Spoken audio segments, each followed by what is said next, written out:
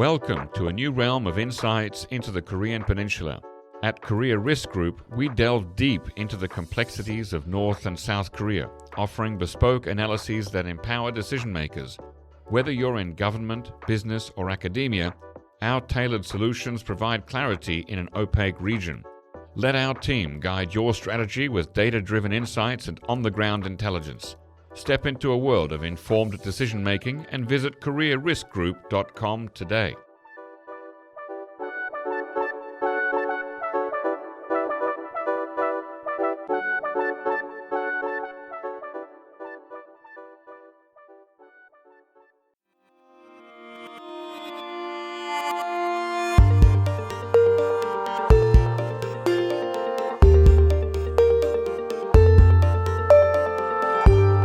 Hello listeners and welcome to the NK News podcast. I'm your host, Jacco Zwetsloot, and this episode was recorded in the NK News podcast studio on Tuesday, the 22nd of October, 2024. And I'm joined here in the studio by my very fine colleague, Anton Sokolin. Anton, you're always busy, but this week I feel like you've been busier than all the colleagues put together a little bit. Certainly your name is on a bunch of stories on the front page of NK News. Would you say you've been busy? Well, I could say I was a little bit busy. Hi, Jacco, actually. Hi, listeners. Great to be here once again. And happy to discuss the most pressing issues.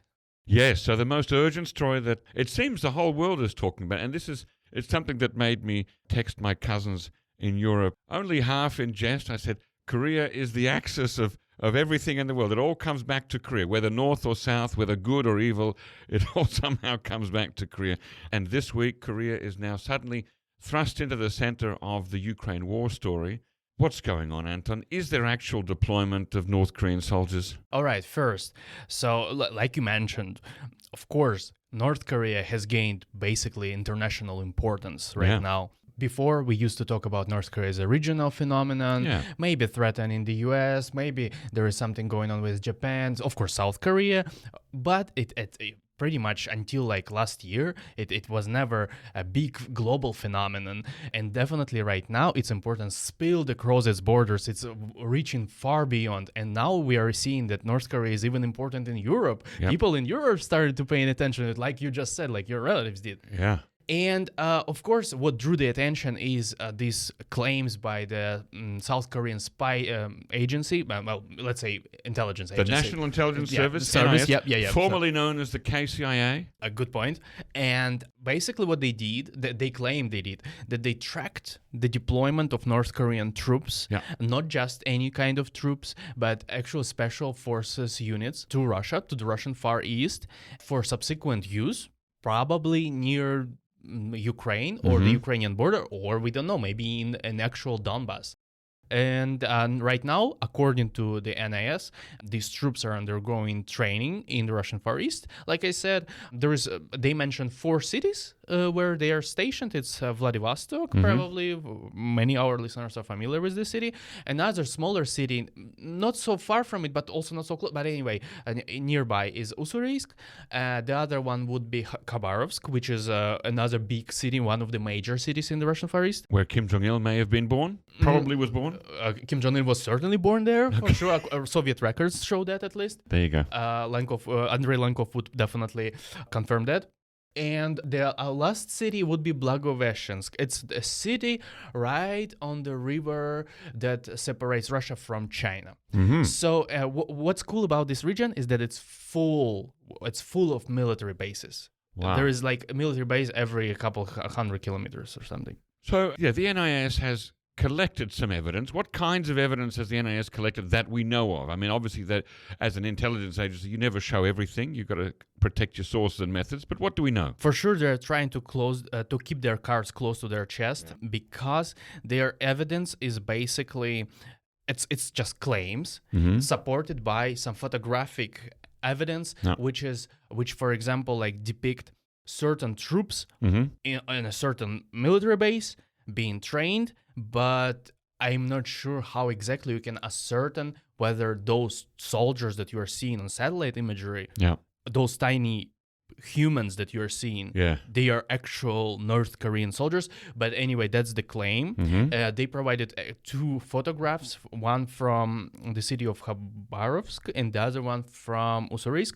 It's 2 different military bases. One is more like a training ground where actual soldiers can practice things, like they have, for example, mannequins, they have some mock tanks, whatever equipment. Yeah. And the other one focuses on more like an artillery and heavily armored vehicles like tanks and stuff. Right. Now, I know you don't want me to ask you about specific numbers here, but are we talking about a large group of soldiers that is alleged to have been sent? So the claim is what we saw. So this was not in the original NIS report, but South Korean media reported citing the NIS that about 12,000 people are planned to be deployed. Okay. And for now, the number of the actually deployed forces, they say it's 1.5K, so 1,500, Yes. 1,500 soldiers. And there's going to be another batch soon. That's what they said. The deployment started in early October, between October 8th, October 11th, 12th, something like that. Okay. And which is what's really interesting to me, who was actually like tracking this, trying to track any kind of activities around North Korea, is that Because we were looking for this for months. Exactly. That the deployment was carried out by 4 Russian naval vessels, according to the NIS. Right. We haven't been able to ascertain whether there was actually any naval, but what the South Korean government is saying is that they could capture a night view of a Russian naval vessel docked at, if I'm not wrong, docked at Cheongjin. Yeah, Cheongjin, up in the North Korean far northeast in Hamgyeongbuk province, North Hamgyong province. That's correct, and it's not so far from the North Korean city of Rason, which is the key hub for alleged arms transfers. Yeah. Now, the one of the lines that really struck me from your story is that if true, this is the first time since 1990 that Russian naval vessels have entered North Korean waters. That's quite a long time. That's 34 years. So it's a very significant move. You wouldn't just send naval vessels into North Korean waters just for fun or for a sail by or a sail pass. You're absolutely correct, and that also struck me as very interesting. I can't overemphasize it, because what it says is that the level of this technical cooperation, because to organize this thing, to orchestrate it, to move the vessels, to coordinate their signals, to make sure that GPSs are not jammed, everything works properly. There is no boats nearby. There is no collisions. It's a whole huge logistical operation there. It's not just one phone call is made and the next day a ship comes in. There's a lot of steps there, yeah? Absolutely no. But also one thing that we always should be a little bit cautious is that I'm sure the people working for the Russian Pacific Fleet, they were aware that they were being tracked. People, usually military people, always assume that they're being tracked. Yeah. So if it's true, I think at some point it would come out anyway, somehow. Maybe from the Russians themselves. Yeah. It could be the possibility too. Now, some of our listeners may also have seen floating around on social media some video footage that purports to show North Korean soldiers in some kind of, a center, wearing Russian uniforms, talking in the cadence and the intonation. It sounds like North Korean. It's hard to make out what is being said, but it sounds like it could be North Korean. Have you seen this footage, and what do you make of it? Sure. So the footage, there's actually 2 videos. Right. There's one indoors and one outdoors. Right. So I will start with the one outdoors, because that one came out right after the announcement of the NIS. Right. And this seems to be filmed through a concrete wall of some sort. Like, kind of like a fence, like a little fencing. And it was filmed by a Russian soldier speaking Russian, saying, "Oh, look, they're coming. Oh, there is more." Right. And there was one interesting moment in that video where one of the guys filming it says, "Oh, now we are being conquered by," and then it cuts off there and continues with another shot. So interesting editing. Interesting editing. By whom was Russia conquered at that time? But anyway, there in that video, you can't really make out North Korean speech clearly, like them speaking a certain phrase, right? You can get maybe the pitch accent there a little bit, because the intonation maybe sounds they're walking, and there's of course Russians also speaking in the background, so it makes very hard to make out what they're doing. But the second video but doesn't in that first video, doesn't one of the Russians also say we're not supposed to be filming them? Yes. Which is an interesting thing to say. Yeah, of course, I mean, for security reasons, right? But if they were, say, Asian Russians from Yakutia or something, or Russian Mongolians or whatever, you wouldn't need to say that. Well, I assume in both cases you're not supposed to do that on a Russian military base. You mean filming Russian soldiers Security anyway? reasons, you're not supposed to be doing this. Yeah, Soldiers are not supposed to be filming their fellow comrades, whatever, and uploading stuff online. Okay. I don't think they're supposed to be doing this at all. Yeah, good point. And the fact that they could do this also tells us a lot about discipline in that specific unit. Right.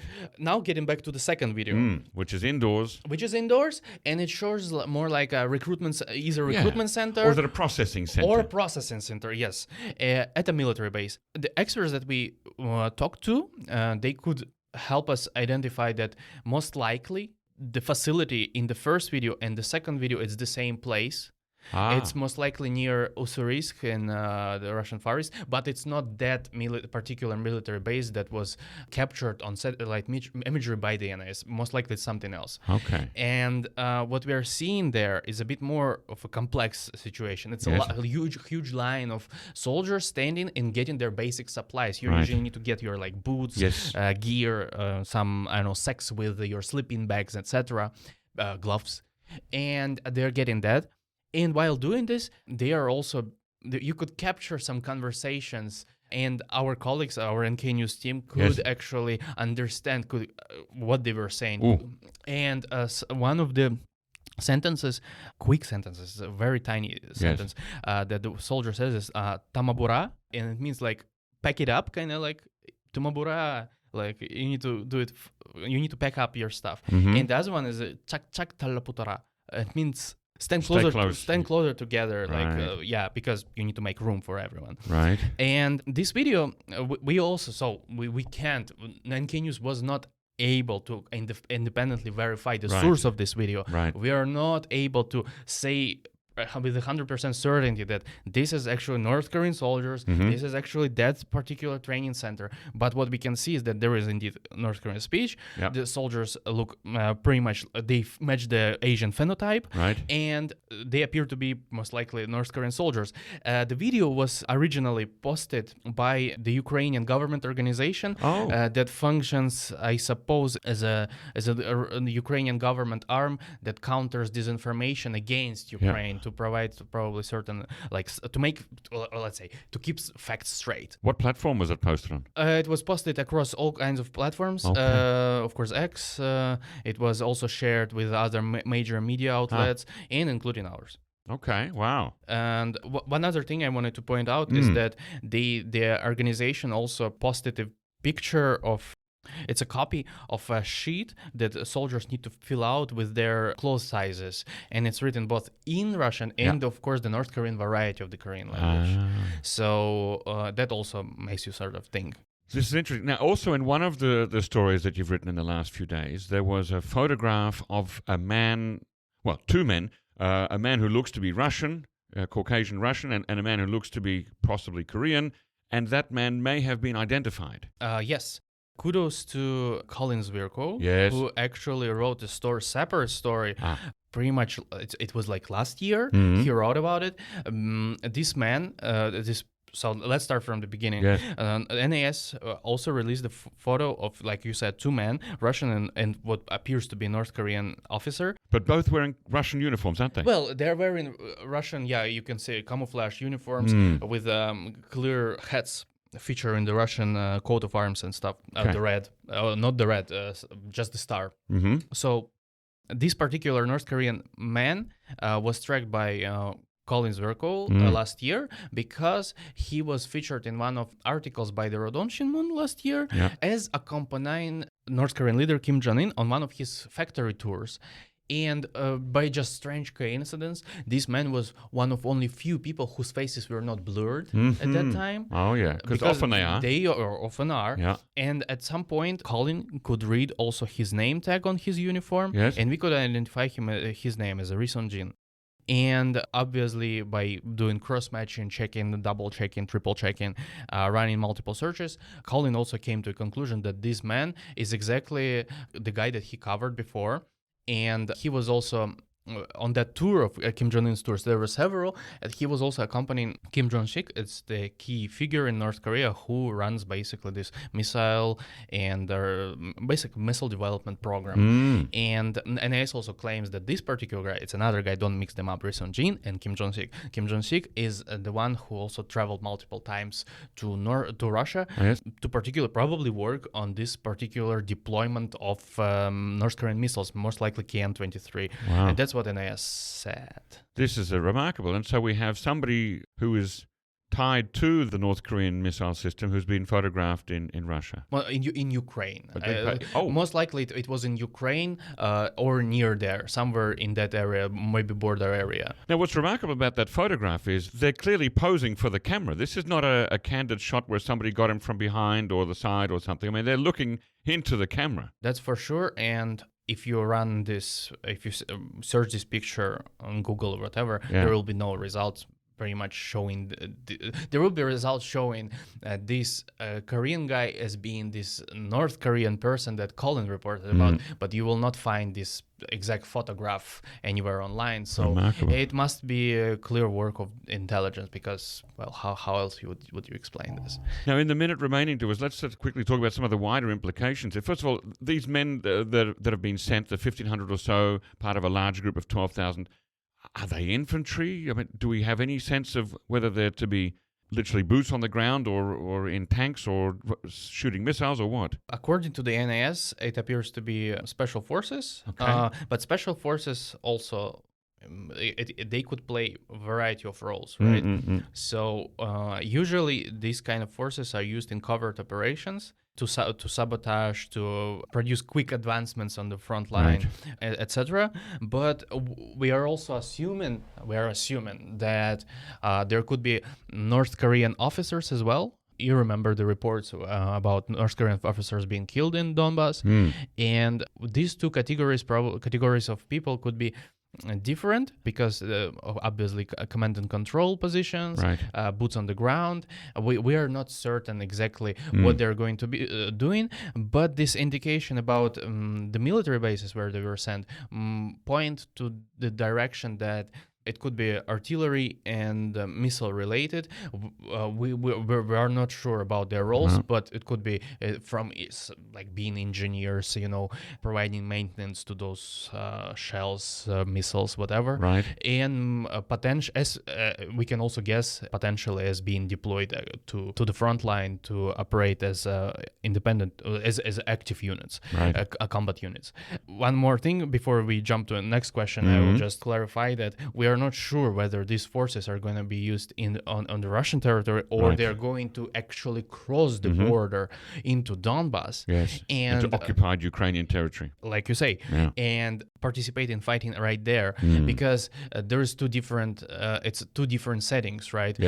Kursk, for example, where Ukraine has managed to carry out an incursion, is Russia proper, right? And the other part of the battle zone is not considered by the international community as part of Russian territory. So technically the implications are very different given their new military treaties. So, Now, politically, I saw in the news this morning that the new NATO Secretary General Mark Rutte had a phone call with President Yoon of South Korea, and that the South Korean Vice Foreign Minister called in the Russian ambassador to hear a protest about this. So just give me your very brief thoughts on what are some of the political implications of all this. So for South Korea, first of all, they're saying right now that they're considering various, and here I am floating my quotation marks. Yes, your scare quotes. Yeah, because actually South Korea is in a very tough situation right now. Because if this is true, then it's an act of escalation. And Seoul will probably be prompted to respond somehow. And now they need to weigh what their options are. So it could be from direct deliveries of arms to Ukraine, which Seoul has managed so far to stay away from, as Moscow partly because Russia requested. Threatened that if you do that, if you send stuff directly to Ukraine, we might be forced to help North Korea. Exactly. But now it seems like their cooperation has already reached that stage. So it's only natural to expect that South Korea considers this option.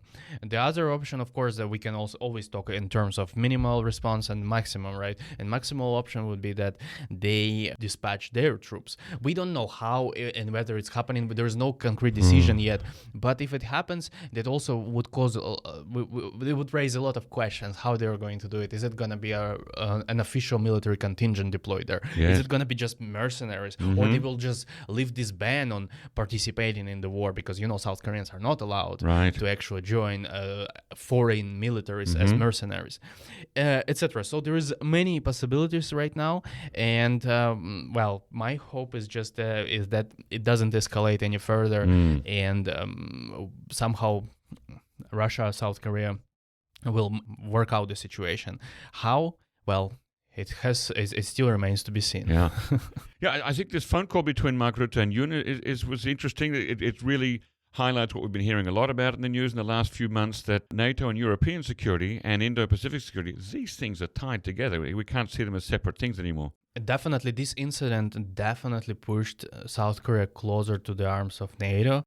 For sure, there's going to be more contacts, there's going to be more cooperation, at least, if not an actual act of escalation, but at least there is going to be more closer contacts. Wow. Well, we've gone a little bit over time there, but I hope our listeners appreciate that. Anton, I certainly have appreciated your time today. Thank you so much for coming on the show and talking about this. Likewise, thank you very much. We'll see you again soon. Bye-bye.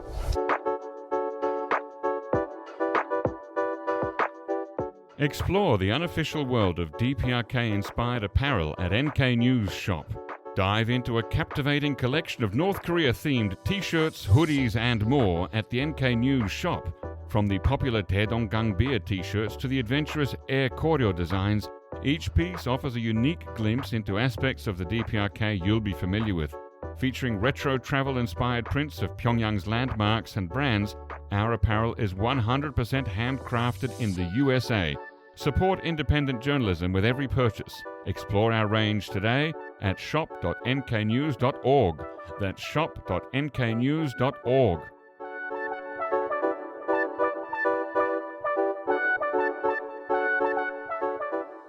Ladies and gentlemen, that brings us to the end of our podcast episode for today. Our thanks go to Brian Betts and Alana Hill for facilitating this episode, and to our post-recording producer genius Gabby Magnuson, who cuts out all the extraneous noises, awkward silences, bodily functions, and fixes the audio levels. Thank you, and listen again next time.